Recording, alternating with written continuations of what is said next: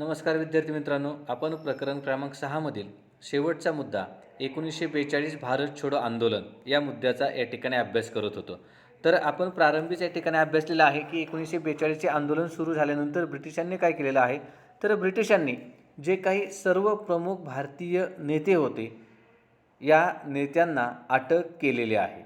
यामुळे ब्रिटिशांना असं वाटत होतं किंवा ब्रिटिशांचे असं म्हणणं होतं की ह्या प्रमुख नेत्यांना अटक केल्यानंतर आपोआपच या ठिकाणी आंदोलन सुरू होण्यापूर्वीच ते आंदोलन त्या ठिकाणी नेतृत्वाअभावी चिरडून टाकले जाईल किंवा नेतृत्वाअभावी ते आंदोलन हे काय होईल, दिशाहीन होईल. मात्र 1942 सालाच्या अखेरीस सर्व प्रमुख नेत्यांना अटक केल्यानंतर या आंदोलनाला जन आंदोलनाचं वळण काय झालेलं आहे, लागलेलं आहे. आणि या आंदोलनाचं नेतृत्व भूमिगत झालेल्या अनेक तरुण समाजवादी कार्यकर्त्यांनी केलेलं आहे. मग याच्यामध्ये जयप्रकाश नारायण असतील, राम मनोहर लोहिया असतील, अच्युतराव पटवर्धन, अरुणा असफाले, एस.एम. जोशी, नाग गोरे इत्यादी नेते हे जो काही भूमिगत नेते होते यामध्ये ही नावं काय होती, अग्रेसर होती. आणि यांनी या जन आंदोलनाचं त्या ठिकाणी नेतृत्व केलेलं आहे. त्याचप्रमाणे 1942च्या आंदोलनामध्ये देशात अनेक ठिकठिकाणी स्थानिक पातळीवर क्रांतिकारकांचे गट स्थापन झालेले आहेत आणि या क्रांतिकारकांच्या गटांनी या जन आंदोलनाचं नेतृत्व केलेलं आहे. लोकांना ब्रिटिश सत्तेविरुद्ध आंदोलन करण्यासाठी काय केलेलं आहे, प्रवृत्त केलेलं आहे. तर याच्यामध्ये या ठिकाणी कर्जत नगर जिल्ह्यातील जो काही कर्जत तालुका आहे, या कर्जत तालुक्यातील भाई कोतवाल यांचा आझाद दस्ता, त्याचप्रमाणे नागपूरच्या जनरल आवारी यांची या ठिकाणी लाल सैना, हे जे काय आहेत इत्यादी जे काही संस्था स्थापन झालेल्या होत्या, या संस्थांनी ब्रिटिश सरकारला अक्षरशः काय केलेलं आहे, तर त्या ठिकाणी सळो की पळो या ठिकाणी करून सोडलेलं आहे. किंवा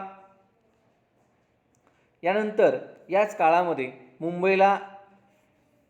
मुंबई या ठिकाणी विठ्ठल झवेरी, उषा मेहता व त्यांच्या साथीदारांनी आझाद रेडिओ हे एक प्रक्षेपण केंद्र सुरू केलेलं आहे. म्हणजेच 1942च्या आंदोलनानंतर किंवा आंदोलनामध्ये मुंबई या ठिकाणी विठ्ठल झवेरी, उषा मेहता व त्यांचे जे काही सहकारी होते त्या सहकाऱ्यांनी काय केलेलं आहे, तर त्या सहकाऱ्यांनी आझाद रेडिओ हे एक प्रक्षेपण केंद्र स्थापन केलेलं आहे.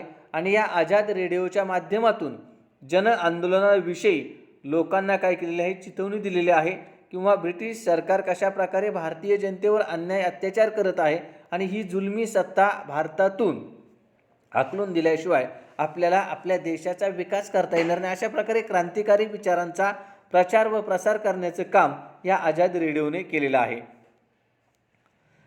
1942मध्ये देशाच्या काही भागामध्ये ब्रिटिश शासन यंत्रणा उलथवून पाडण्यात लोकांना यश मिळालेलं आहे. म्हणजेच 1942च्या आंदोलनामध्ये देशातील काही ठिकाणची जी काही ब्रिटिश सत्ता आहे, ही ब्रिटिश सत्ता धुडकावून देण्यामध्ये किंवा त्या भागातून ब्रिटिश सत्ता नष्ट करण्यासाठी लोकांना काय झालेलं आहे, तर यश आलेलं आहे. मग यामध्ये या ठिकाणी बंगालमधील जो काही मिदनापूर जिल्हा आहे किंवा उत्तर प्रदेशातील बलिया व आजमगड भागामध्ये काय झालेलं आहे, बिहारमधील भागलपूर व पूर्णिया जिल्ह्यात लोकांनी ब्रिटिश अधिकाऱ्यांची हकालपट्टी केलेली आहे व तेथील राज्यकारभार आपल्या हातामध्ये घेतलेला आहे. म्हणजे आपल्याला असं सांगता येईल की 1942मध्ये देशाच्या काही भागात ब्रिटिश शासन यंत्रणा उलथवून पाडण्यामध्ये किंवा नष्ट करण्यामध्ये भारतीय लोकांना यश आलेलं आहे. मग त्यामध्ये कोणकोणत्या भागाचा समावेश होता, तर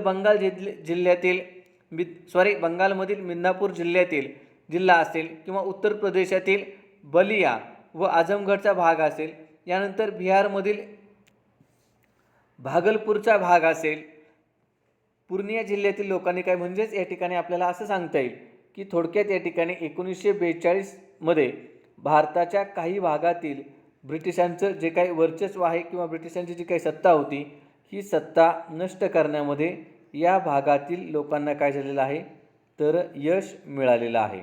व या भागातील लोकांनी काय केलेलं आहे, तर या भागातील लोकांनी तेथील ब्रिटिश जे काही अधिकारी होते त्या अधिकाऱ्यांना हाकलून दिलेला आहे व तेथील संपूर्ण राज्यकारभार हा आपल्या हातामध्ये घेतलेला आहे. मी पुन्हा एकदा सांगतोय, 1942मध्ये भारताच्या काही भागातील ब्रिटिश शासन यंत्रणा नष्ट करण्यामध्ये भारतीय लोकांना काय आलेलं आहे, यश प्राप्त झालेलं आहे. यामध्ये बंगाल प्रांतातील मिदनापूर जिल्हा असेल किंवा उत्तर प्रदेशातील बलिया व आझमगडचा भाग असेल, बिहारमधील भागलपूर जिल्हा असेल, पूर्णिया जिल्हा असेल, येथील लोकांनी ब्रिटिश अधिकाऱ्यांची हकालपट्टी केलेली आहे व तेथील राज्यकारभार हा आपल्या स्वतःच्या हातामध्ये काय केलेला आहे, घेतलेला आहे. आता महाराष्ट्राचा जर विचार केला तर महाराष्ट्रामध्ये या ठिकाणी 1942च्या आंदोलनातील परिस्थिती काय होती, तर महाराष्ट्रामध्ये क्रांतिसिंह नाना पाटील यांनी महाराष्ट्रामध्ये सातारा जिल्ह्यात प्रति सरकार 1942मध्ये काय केलेलं आहे, स्थापन केलेलं आहे. व ब्रिटिश व आपल्या सहकाऱ्यांच्या मदतीने त्यांनी ब्रिटिश शासन संपुष्टात आणलेले आहे व तेथे जनतेचे सरकार स्थापन केले. म्हणजे सातारा जिल्ह्यातील क्रांतिसिंह नाना पाटील यांनी प्रति म्हणजे काय, पर्यायी सरकार किंवा ब्रिटिशांचे जे काही सरकार आहे त्या सरकारसारखे समांतर किंवा प्रति सरकार हे सातारा जिल्ह्यामध्ये क्रांतिसिंह नाना पाटील यांनी स्थापन केलेलं आहे. आणि हे सरकार कोणाचे होते, तर हे सरकार जनतेचे सरकार किंवा स्थानिक जनतेचे सरकार स्थापन केलेलं आहे. आणि या सरकारच्या माध्यमातून कर गोळा करणे, कायदा व सुव्यवस्था टिकवणे, खटल्यांचा निकाल देणे, गुन्हेगारांना शिक्षा करणे इत्यादी कामे या सरकारतर्फे केली जात असत. म्हणजेच सरकार ज्याप्रमाणे कार्य करते की जनतेकडून कर गोळा करणे, यानंतर राज्यामध्ये कायदा व सुव्यवस्था टिकवणे किंवा शांतता प्रस्थापित करणे, जे काही वादविवाद असतील, जे काही खटले असतील त्यांचा निकाल देणे व निकाल दिल्यानंतर जे काही गुन्हेगार असतील त्या गुन्हेगारांना शिक्षा देणे, हे जे काही सरकारतर्फे काम केले जात असते हेच काम क्रांतिसिंह नाना पाटील यांनी जे काही प्रति सरकार स्थापन केलेलं होतं त्या प्रति सरकारने या ठिकाणी केलेलं आहे. म्हणजेच महाराष्ट्रामध्ये सुद्धा 1942च्या आंदोलनानंतर सातारा या ठिकाणी प्रति सरकारची स्थापना झालेली होती व ती स्थापना क्रांतिसिंह नाना पाटील यांनी केलेली होती असं आपल्याला या ठिकाणी सांगता येईल. आणि याच काळामध्ये भारतातील ब्रिटिश सत्तेचा पाया हा काय झालेला आहे, खिळखिळा झालेला आहे. आता थोडासा आपण जर जागतिक इतिहासाचा विचार केला तर 1939 ते 1945 हा जो काही कालखंड आहे हा दुसऱ्या महायुद्धाचा कालखंड आहे. आणि दुसऱ्या महायुद्धामध्ये ब्रिटनचा समावेश होता. यामुळे ब्रिटनची त्या ठिकाणी अर्थव्यवस्था होती, ती अर्थव्यवस्था त्याचप्रमाणे राजकीय व्यवस्था जी होती ती काहीशी त्या ठिकाणी कमकुवत झालेली होती. आणि याचाच या आंदोलनामध्ये फायदा झालेला आहे. आणि 1942च्या आंदोलनाच्या काळामध्ये भारतातील ब्रिटिश सत्तेचा पाया जो आहे तो खिळखिळा बनलेला आहे किंवा भारतातील ब्रिटिश सत्ता ही कमकुवत बनलेली आहे. याला जागतिक दुसऱ्या महायुद्धाचं कारण सुद्धा आपल्याला या ठिकाणी सांगता येईल. आणि भारत छोडो आंदोलनातून भारतीय जनतेचा प्रखर ब्रिटिश विरोध व्यक्त झालेला आहे. म्हणजे ह्या आंदोलनामधून भारतीय जनतेचा ब्रिटिशांप्रती असणारा भारत छोडो आंदोलनातून भारतीय जनतेचा ब्रिटिश सत्तेप्रती असणारा जो काही प्रखर विरोध आहे तो प्रखर विरोध काय झालेला आहे, व्यक्त झालेला आहे. आणि हा विरोध पाहता आता फार काळ भारतात आपली सत्ता टिकवता येणार नाही याची जाणीव ही ब्रिटिश राज्यकर्त्यांना झालेली आहे. म्हणजेच भारतीय जनतेचा वाढता विरोध पाहता ब्रिटिशांच्या लक्षात आलेला आहे की आता जास्त काळ आपल्याला भारतामध्ये राजकीय सत्ता प्रस्थापित करता येणार नाही किंवा आपल्याला जास्त काळ भारतावर वर्चस्व प्रस्थापित करता येणार नाही. आणि ब्रिटिश साम्राज्याचा शेवट ब्रिटिशांना त्यांच्या डोळ्यापुढे या ठिकाणी काय झालेला आहे, दिसू लागलेला आहे. आणि यातच फेब्रुवारी 1946मध्ये मुंबई येथे झालेल्या नाविकांच्या उठावाने भर घातलेले आहे. आता भारतातील ब्रिटिशांचे जे काही साम्राज्य आहे हे साम्राज्य प्रामुख्याने सैन्य व नाविक दल यावर या ठिकाणी अवलंबून होतं. मात्र फेब्रुवारी 1946मध्ये नाविकांनीच काय केलेलं आहे किंवा नौदलानेच काय केलेलं आहे, उठाव केलेला आहे. यामुळे भारतात आता जास्त वेळ आपल्याला आपलं राज्य टिकवता येणार नाही याची जाणीव ही ब्रिटिशांना झालेली आहे. म्हणजेच एकंदरीत आपल्याला असं सांगता येईल की 1942 नंतर फार काळ आपल्याला भारतामध्ये आपलं वर्चस्व किंवा आपलं राज्य प्रस्थापित करता येणार नाही याची जाणीव ही ब्रिटिशांना झालेली आहे. आणि याच काळामध्ये म्हणजेच भारतीय लोकांना भारताचे स्वातंत्र्य दृष्टिक्षेपामध्ये असताना किंवा आता काही अल्पावधीमध्ये ब्रिटिश भारताला स्वातंत्र्य देतील अशी परिस्थिती निर्माण झाली असताना मोहम्मद अली जिना व त्यांचा जो काही मुस्लिम लीग हा पक्ष होता यांनी काय केलेलं आहे, स्वतंत्र राष्ट्राचा आग्रह धरलेला आहे. म्हणजेच भारताचे स्वातंत्र्य दृष्टिक्षेपात असताना मोहम्मद अली जिना व त्यांचा जो काही मुस्लिम लीग हा पक्ष होता यांनी काय केलेलं आहे, तर मुस्लिमांसाठी स्वतंत्र राष्ट्राचा आग्रह धरलेला आहे. आणि यामुळे काय झालेलं आहे ते तर संपूर्ण देशभरामध्ये अनेक ठिकाणी धार्मिक दंगली या उधळलेल्या आहेत. धार्मिक दंगली या उसळलेल्या आहेत किंवा ठिकठिकाणी धार्मिक दंगली या ठिकाणी झालेल्या आहेत. लाखो हिंदू हजारो हिंदू व मुस्लिम लोकांची याच्यामध्ये काय झालेले आहे, कत्तल झालेले आहे. आणि शेवटी या धार्मिक दंगलीचे पर्यवसन किंवा रूपांतर हे भारताच्या फाळणीतून ऑगस्ट 1947 भारत आणि पाकिस्तान ही दोन स्वतंत्र राष्ट्रे काय झालेली आहे, अस्तित्वात आलेली आहे. म्हणजेच 1942च्या जन आंदोलनानंतर ब्रिटिशांच्या लक्षात आलेलं आहे की आता भारतीय जनतेचा रोष हा दिवसेंदिवस वाढत आहे आणि आपल्याला जास्त काळ भारतावर वर्चस्व प्रस्थापित करता येणार नाही. म्हणजेच भारताचे स्वातंत्र्य अंतिम टप्प्यामध्ये आलेला असताना मुस्लिम लीग व मोहम्मद अली जिना यांनी स्वतंत्र मुस्लिम राष्ट्राची मुस्लिम बहुल प्रांताची मागणी केलेली आहे.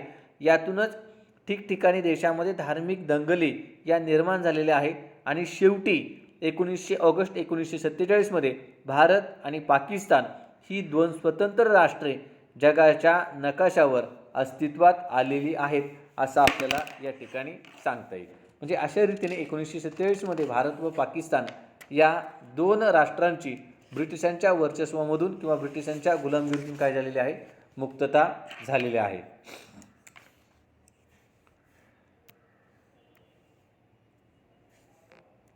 आता भारतीय स्वातंत्र्य चळवळीमध्ये किंवा भारतीय स्वातंत्र्य चळवळीचा इतिहास काय सांगतो किंवा आपल्याला काय सांगता येईल भारतीय स्वातंत्र्य चळवळीच्या इतिहासामधून, तर भारतीय स्वातंत्र्य चळवळीचा इतिहास असं सांगतो की भारतीय लोकांनी वसाहतवादाविरुद्ध लढण्याचा आदर्श जगासमोर ठेवलेला आहे.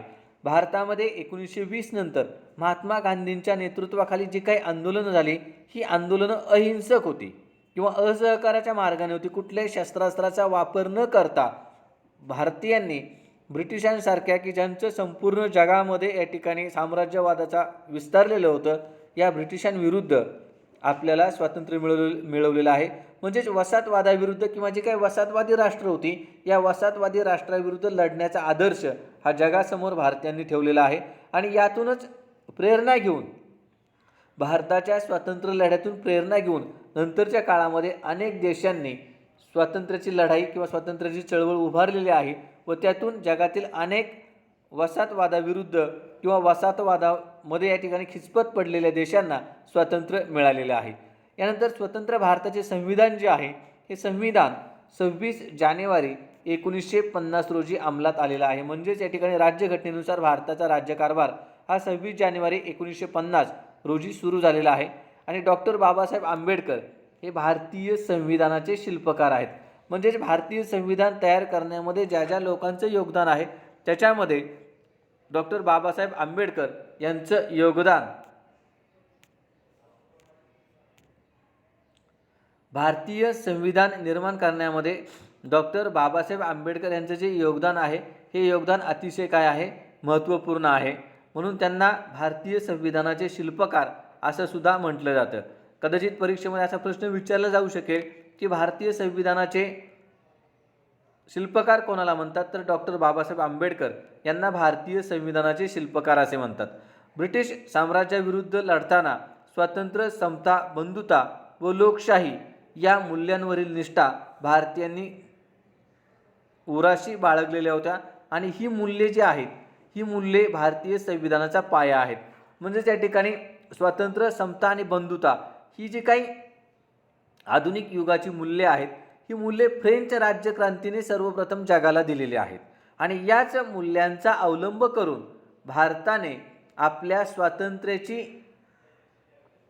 काय केलेली आहे, तर आपल्या स्वातंत्र्याची चळवळ निर्माण केलेली आहे. म्हणून या ठिकाणी भारताचे जे काही संविधान आहे या संविधानाचा पाया काय आहे, तर स्वातंत्र्य, भारतीय संविधानाचा पाया जो आहे हा स्वातंत्र्य, समता, बंधुता आणि लोकशाही या पायांवर आधारलेला आहे किंवा भारताचे जे काही संविधान आहे हे संविधान स्वातंत्र्य, समता आणि बंधुता या मूल्यांवर आधारित आहे. अशा रीतीने प्रकरण क्रमांक 6 या ठिकाणी संपलेलं आहे. संपूर्ण अभ्यासक्रमामध्ये अतिशय मोठं असणारं, त्याचप्रमाणे परीक्षेच्या दृष्टीने अतिशय महत्त्वाचं असणारं हे प्रकरण आज आपण या ठिकाणी व्हिडिओच्या माध्यमातून अभ्यासलेलं आहे. व्यवस्थित तुमचे परीक्षा अर्ज भरण्याचं काम कॉलेजमध्ये सुरू आहे. ज्या विद्यार्थ्यांनी परीक्षा अर्ज भरले नसतील त्यांनी 2 दिवसामध्ये येऊन आपली जी काही फी असेल ती फी भरून कॉलेजमध्ये आपापले 12वीचे परीक्षा अर्ज भरायचे आहेत, की जेणेकरून आपलं या वर्षाचं शैक्षणिक नुकसान होणार नाही. धन्यवाद.